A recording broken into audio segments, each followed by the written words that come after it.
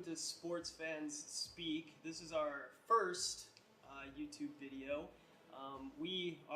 Us three here, we're friends that we met each other actually in Romania on an LDS mission, and we decided to start a sports blog and talk about sports. We all love sports, and we're sick and tired of all those rumors and all that other stuff that goes on out there on ESPN. So we wanted to start our own channel and hopefully get followers and people that'll like our stuff. But to begin, I'm David. I'm Nick. And I'm Blaine. And we're going to start these videos. We're going to talk about various topics. We're all going to agree sometimes and disagree, and we invite the viewers to go ahead and disagree with us or tell us what you want us to talk about. We're not looking for people to agree with us. We're just basically talking our opinions and what we think about current events in sports, and we'd love to hear feedback. And we want your voice to be heard, so don't be shy. That's right, be heard, like us. Yep. So anyways, we have some topics tonight that we want to talk about, and Blaine's going to start that out for us. Yeah, so the first topic that's kind of been going around in the NBA is that Adam Silver came out and he said that, he's thinking about doing a mid-season tournament. What do you guys think of that? I actually don't really mind too much. I think it's a good idea. I think there's got to be definitely some things put into place to make it work. You can't have an 82-game season and have a tournament in the middle of it. That's way too many games for the players to be going through. No, I totally agree. We were talking about this earlier, and I think that the season, I think we should keep it where it's at. I think the negatives outweigh the positives. I think a mid-season tournament, somewhat like the FIFA World Cup, would be great, but I just think with the players, we think of LeBron James, Kevin Durant, these players want to rest. They don't want to play any more games than they want to, and when the playoffs come around, they want to be at 100%. They want their players and teams to be at 100%. I mean, look at Dwayne Wade this past season. I mean, there's no way he would have played in this tournament that, wouldn't have meant much. The playoffs is what, these players ultimately want to get to with the hopes of winning a championship. Whether they do it or not, though, I like the way that Adam Silver is coming out and saying, let's try these ideas, kind of going away from the old David Stern, do it by tradition kind of way, looking out and doing things that are going to change maybe kind of the face of this game to get it more, get it more out there in the world, and maybe a tournament works. I think there was talks about bringing one or two teams from overseas into the tournament, and it might be a good way to bring in some talent, some recognition throughout the world. I don't know. What do you think? Yeah, I really like the tournament. I mean, you got your big sport markets here in America and like the U.S. You got NFL. That's by far the biggest sports market, and then I mean after that, it's kind of just a toss up for who's going to push the hardest to become the second biggest sport here in the U.S. I mean, basketball, it's been big for a while, but with like post Jordan era, like all that kind of thing, it's kind of lost a little bit of its thunder since then. I mean, with LeBron, coming big and all these other teams really starting to hit it hard, it's coming back.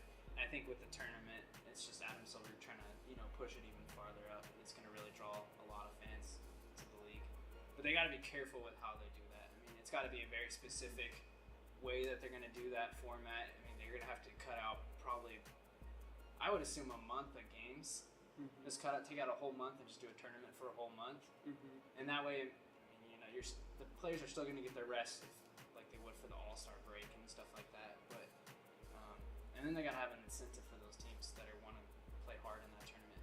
If there's no incentive, then teams like the Heat, the San Antonio Spurs, Cavs, they're not going to do anything. It becomes another All-Star game. Yeah, I feel like it's more of a show than it is a.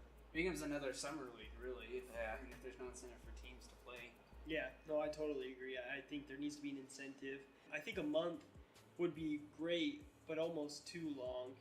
With the season and how it is, because soccer, how they do the World Cup, it's comparing apples and oranges, and I just think, I love the idea, but I just don't think. I think we just got this World Cup fever going on right now, that's the hype right now. And so I think that Adam Silver, he wants to take what the World Cup has done and try to put it in the NBA so the whole world watches it. So I like the concept, but Well, how many games do they play in a month? It's gonna be like in the NBA. yeah. Well, the you NBA. figure too, you're gonna have projected probably 32 teams playing each other. Mhm. So it's only you got 16 games, 8 for championship. So that's 5 games in a month. Or Some 5 games are gonna rounds. Drop out in the first Yeah. round. Yeah. So I mean, you would have the preliminary. We would have to see if it would be like a group play to seed them, or we would have to know how to be seeded, or would it probably be just do would- 32? I just like a top to random bottom? seeding. Just Just throw them in a random bracket in a random Kind of like spot. the lottery. Just Just throw them in there and see. okay. We can do that. Yeah. You can get some. Necessary, not necessarily high talent teams that are playing other Mhm. low talent teams, and they could, make it all the way to a championship. Yeah. If there's not a lot of talent on their side of the bracket, that'd be interesting to see. Top teams battling it out in the very first round. That of the would game. be cool. That Yeah. would be cool. Yeah, and even going back to some of the things you said before we started, that incentive of maybe getting a playoff game, Yeah, a playoff spot. playoff spot locked in for you. That could be a big thing for some teams. Mhm. So Well, and I mean, taking out that whole month, sure, it shortens the season, but I kind of like that. I mean, the Trailblazers last year, they were really good up until that All-Star break, and then they just kind of hit a wall and Mhm. died into the playoffs. Mhm. It'd be fun to see them coming off, that run where they're just playing really good and going to the playoffs on that run. Mhm. I think it'd make the playoffs more interesting if teams are more fresh. They've had a shorter season. Yeah. Totally. Yeah. So LeBron's, the big topic right now in the NBA. What do you Mhm. guys think of him going to the Cavs? I love it. I think it's awesome that he went back to Cleveland. I thought, honestly, it was a pipe dream. It was just the fans in Cleveland were, saying rumors. Everybody's saying, LeBron might go back in 2014. This was 2 years ago. Even when he left, people were like, well, he'll come back. And I thought, he'll never come back. So it really surprised me. I love that he went back. I think, like you said, his calling is bigger than basketball. He really wants to make an impact on the kids back at his hometown.